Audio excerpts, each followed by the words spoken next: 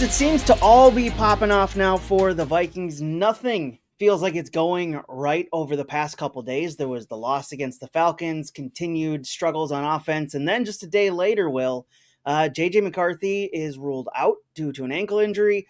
Kevin O'Connell says he's out for this week. Reports later come out that he's out for a couple weeks. Carson Wentz is taking over. Oh, and then let's add on it another day later. Aaron Jones hits the IR. Cam Akers is back. It feels like everything just is kind of collapsing on the Vikings. So I want to go around the horn here. What's your concern/panic meter after just 2 weeks of the season? But it feels like already this has been a very long season because of everything that's been going on, especially over the last couple days. So Will, I'll start with you, Joe, then Tony. Yeah, I said I was at like a 4 out of 10 the other day when we were just strictly talking about J.J. McCarthy's first 2 games. The Vikings as a team, I'm probably in a similar spot. Maybe that pushes up towards a 5, but and you could argue it should be higher, I suppose, because it's been rough so far offensively with not only McCarthy, but also the offensive line hasn't been great. They've been without Christian Darrisaw, but nobody played really well except for like Brian O'Neill in that Falcons game.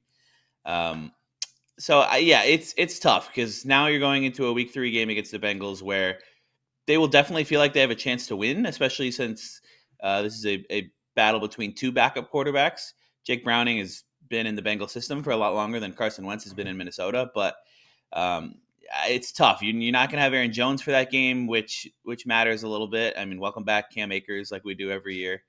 I think they're confident in Jordan Mason having a big role there, but probably not going to have Ryan Kelly. Might not have Christian Darrisaw still. So then you're talking about Wentz has Walter Rouse and Michael Juergens on his offensive line against Trey Hendrickson and the Bengals, and I don't know if their rookie Shamar Stewart is hurt or not, but I don't love that.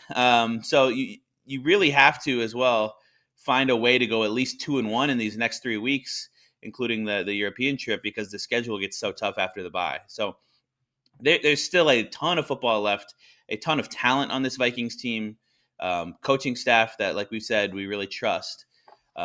But yeah, this is not how they drew it up for the first two weeks of the season, especially, I mean, with how successful things were in the fourth quarter in Chicago. The last week has just been a lot of additional adversity for the Vikings to deal with. Joe? My level of worry scale of 1 to 10 is 2.5.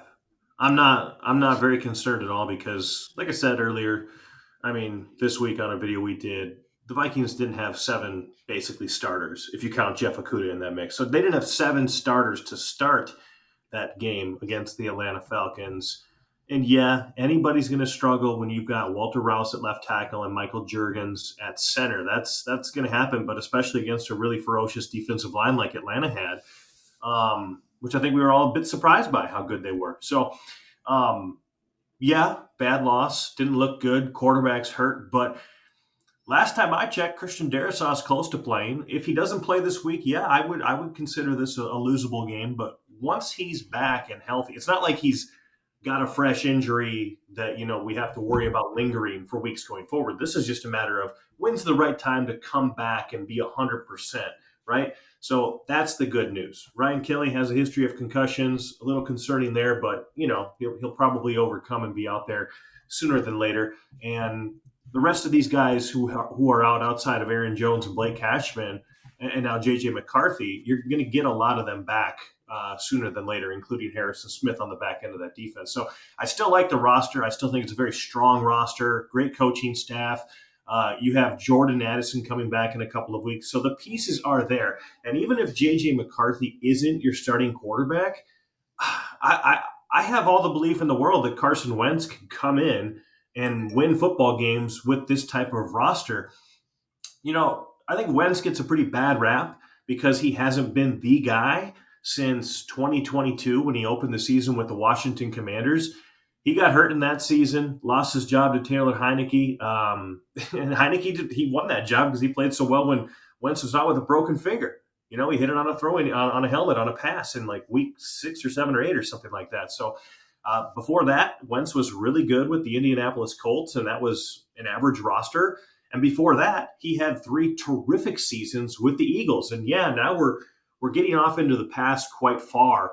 But all the research I've done suggests that if Carson Wentz has good infrastructure and coaching around him, he's really good. Like 27 touchdowns, 7 picks, kind of good on average. So he's very capable of stepping in and leading this team as long as the pieces around him are in place. So once they get those injured players back, I think he'll be just fine, whether it's him or McCarthy.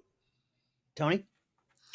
Yeah, I think this week's game against the Bengals is definitely going to impact my concern meter. I think it can go one of two ways. If it looks really ugly and the Bengals win convincingly, I think my concern meter would go up pretty high. Even if it is Carson Wentz, even if Darisaw is still out, even if Kelly's still out. Injuries are a part of football, and if your team looks lost with injuries, you can get guys back here and there, but there has to be a concern at some point. So I think anyone can overreact from a game or two, which is pretty easy to do. And with so many moving parts, it's an interesting game this week against Cincinnati, but I think we're going to learn pretty quickly if the struggles in week 1 and 2 offensively were a JJ McCarthy issue, if Carson Wentz can step in and be another one of these off the street quarterbacks that succeed somewhat, like we've seen from Josh Dobbs a few years ago. And if that happens, I think the Vikings could maybe reel off 2 or 3 in a row here, and then we're looking at something completely different. But if he comes in and looks nothing like we saw him look like when he was successful, like Joe mentioned, then I think there could be some concern, because then that losing streak could grow to 2 or 3 pretty quickly. So I think it's a pretty pivotal game and pivotal stretch, and I think we're going to get a lot of answers to a lot of our questions this week against Cincinnati. I think it's a good jumping off point for the next topic I wanted to talk about there, Tony. Will, if the Vikings offense continues to struggle like we've seen in 7 of the 8 quarters that we've seen so far of the Vikings play this season, if they continue to struggle against a Bengals team that ranks 24th in yards allowed so far through 2 games, where does that start? Where does your concern level start creeping up to after that?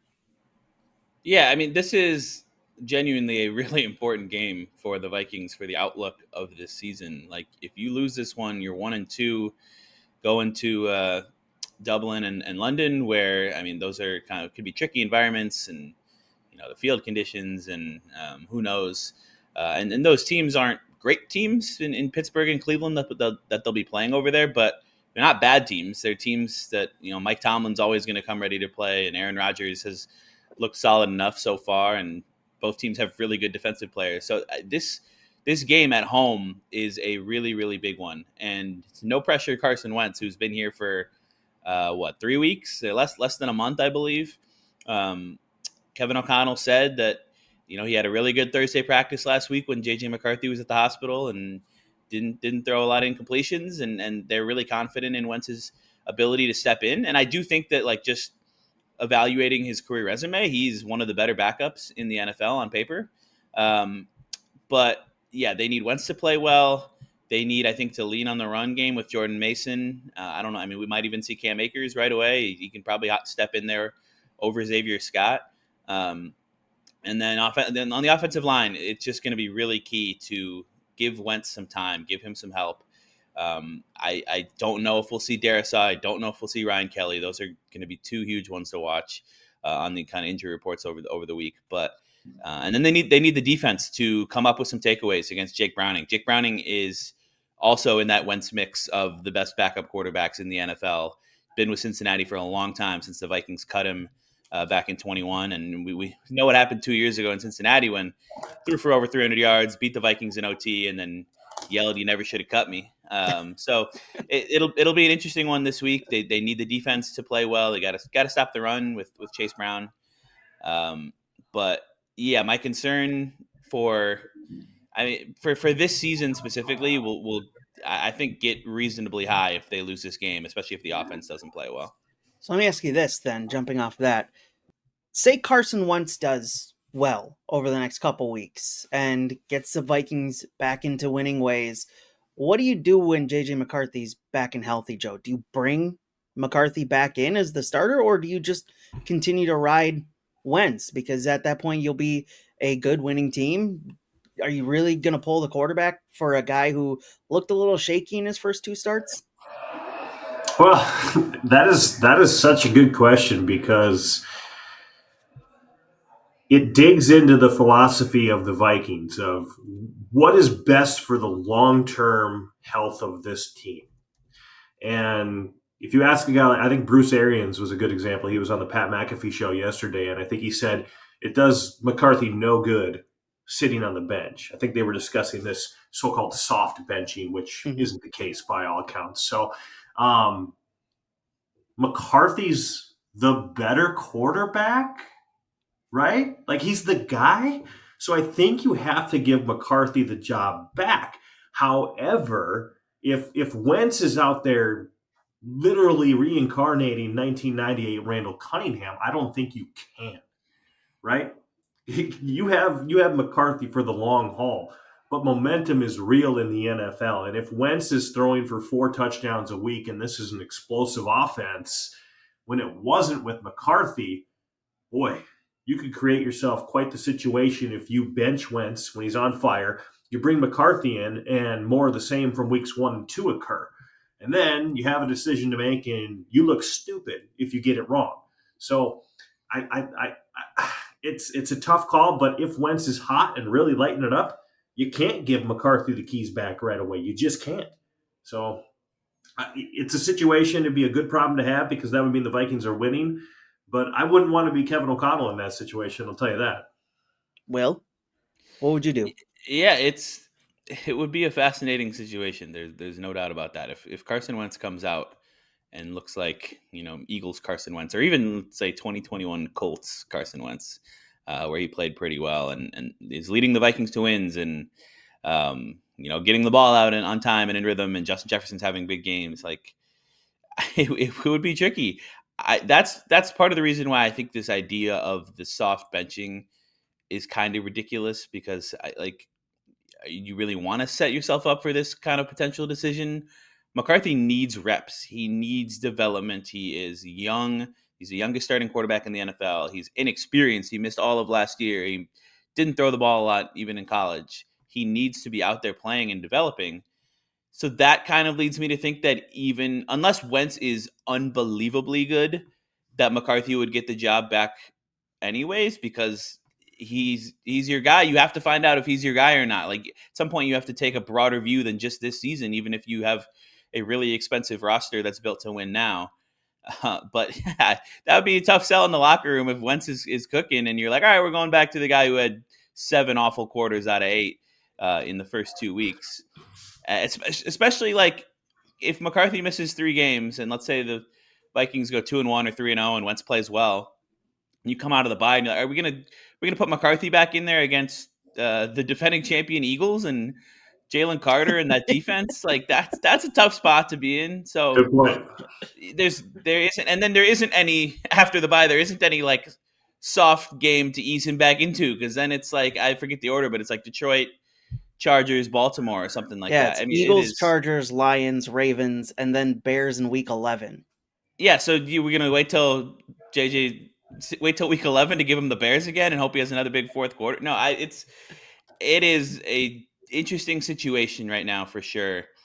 But part of that is why I don't buy this conspiracy theory that they're just having him take a step back and getting him out of there and using the ankle as cover. I don't buy that. Hey, you're going to the Wentz press conference later today, right? Yeah. Will you do me a favor and just say this? Say, Mr. Wentz, I know you were only 5 going on 6 in 1998, but are you familiar with the Randall Cunningham story? And then just let him flow, okay? Just let it flow, because he's going to know exactly what you mean. And then he's going to be like, yeah, J.J. McCarthy's Brad Johnson, Justin Jefferson's Randy Moss, Adam Thielen is Jake Reed, Jordan Addison is a Chris Carter. And we're going to ride, baby. And we're going to go 15-1 rest of the way. We're going to ride a former Eagles quarterback to NFC Championship glory once again. Is that what you're saying? I didn't even make that connection, but yes, yes, thank you. I was just making coming in injured early in the season after 2 weeks and going nuts. So I forgot the whole Eagles landscape with Randall Cunningham. I know Carson Wentz wasn't like building bridges or doing home construction like Randall, but Hey, he wasn't living in Vegas. the elements are there, man, and you need to set that stage for him to answer. Will just you lay out the red carpet and let him walk down it. Let him wiggle those hips, baby. It is wild how that has happened multiple times with this franchise, with Case Keenum too. Like just magical seasons kind of out of nowhere. So who knows what could happen? Ask him. Do it for me. If you don't, I'll see what I can do. It feels like this kind of decision is having Kevin O'Connell and Kwesi Adofo-Mensah on essentially new contracts, extensions, is important for making this kind of a decision. You have that runway. There's no way this organization is going to can those guys if the season goes sour because you went with McCarthy. You went back to McCarthy and it didn't work out. It feels like that's kind of an important thing hanging over all of this, and we'll see how it plays out. Final question for you guys. I'll go around the table here. Tony, start with you, then Joe, then Will. With everything that's happened since we last recorded a video on Monday, what are your expectations for the next 3 weeks? I won't go the entire season, the next 3 weeks. Tony, I'll start with you, then Joe, then Will. I mean, expectations is an interesting question because I think it could look a lot of different ways. I mean, there's not much to love through 2 weeks in terms of what we've seen. And Joe mentioned Carson Wentz has looked really good, but that was a long time ago.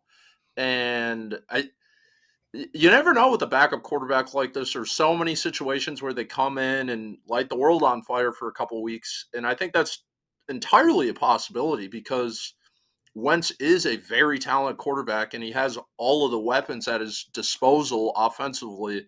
The health of the offensive line will matter, but if he still has it, I think we're going to find out pretty quickly. And if that's the case, I think they could totally go 3-0 these next 3 weeks. And then that interesting conversation starts. But then I think it all matters what it looks like too.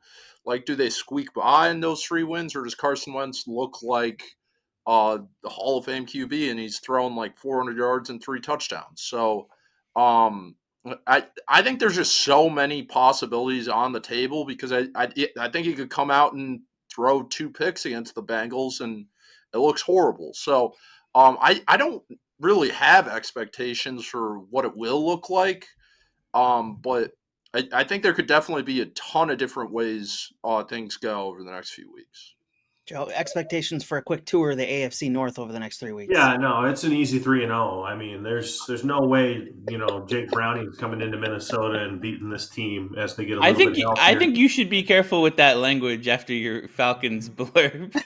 There is no way that the Atlanta Falcons come into US Bank Stadium and win in week 2.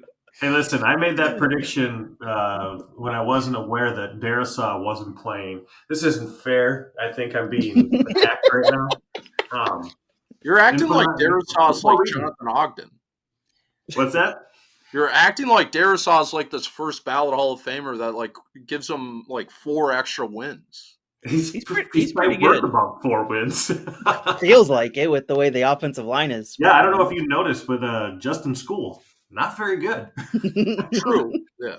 But they go 3-0. They'll go 3-0. They'll be 4-1. I honestly think they'll average 30 points a game over these next 3 weeks. Cincinnati doesn't have a great defense. This offense is going to be ready to rip on Sunday with Carson Wentz. And Cincinnati, you got to understand, momentum is real. And right now they understand that their season's over because they lost their quarterback. Unless like Kirk Savior Cousins ends up coming in there at some point to save the day. But right now they know that even though they're 2-0, they're bleak. Everybody on that roster knows it.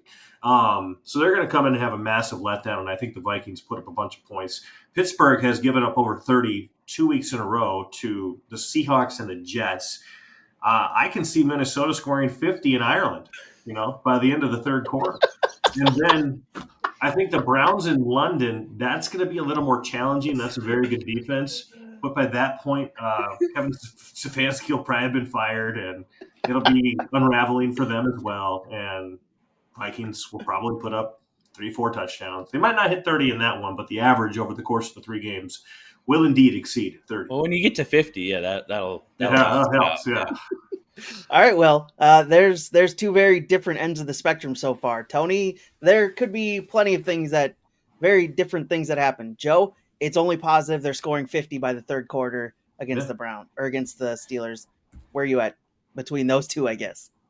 I could balance it out and just go negative. No, I'm with Tony. I think that there is a wide range of potential outcomes here. If you tell me that they go 3-0 and Wentz plays well and the offense starts to get a rhythm, and Darisaw comes back and helps mitigate some of those really, really fearsome edge rushers that are on the schedule these next 3 weeks, and the defense plays well against Browning and Aaron Rodgers and Joe Flacco, I would absolutely believe that.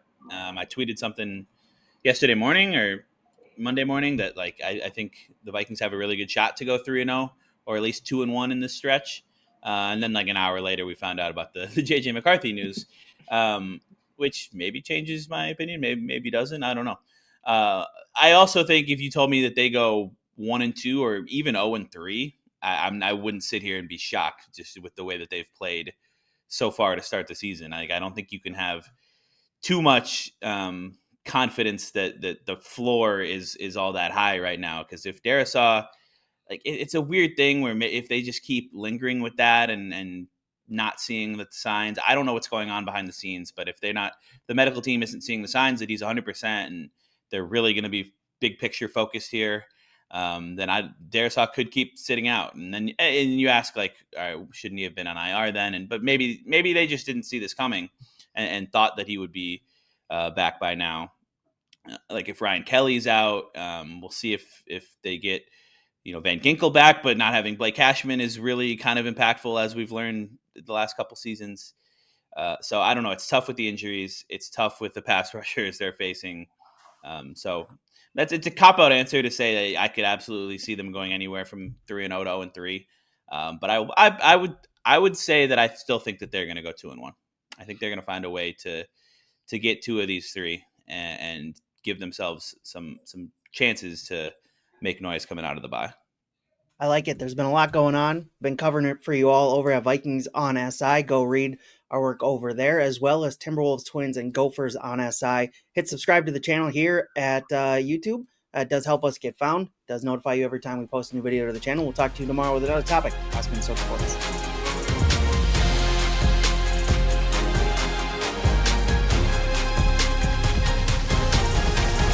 Maybe it'll stop recording.